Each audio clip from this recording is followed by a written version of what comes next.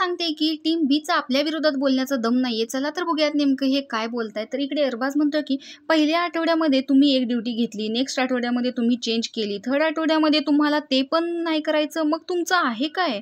तर वैभव म्हणतो, हा ना भेंडी, आता काय भलतंच चाललंय यांचं.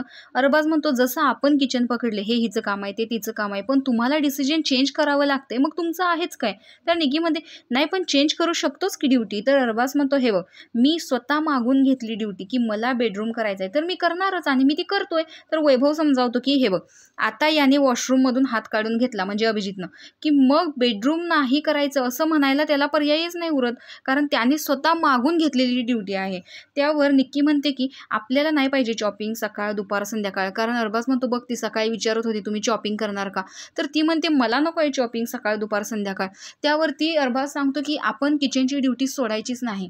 आता ते जर म्हणाले की आम्हाला किचन पाहिजे, तर त्यांच्यामध्ये फक्त योगिता एक काहीतरी करू शकते आणि अंकिताला एक स्वयंपाक येतो, बाकी त्यांच्या टीममध्ये कुणालाही स्वयंपाक बनवता येत नाही, जसं आपल्याला माहिती आहे. त्यांना सांगायचं की वैभवला माहिती आहे, जान्हवीला माहिती आहे कुणाला काय हवं आहे कुणाला काय नको आहे, त्यामुळे आम्ही किचनची ड्युटी करतो. आणि हे त्यांना प्रेमाने सांगायचं, कारण जर आपण त्यांच्याशी भांडत बसलो तर ते आता आपल्याला घासून चालतायत.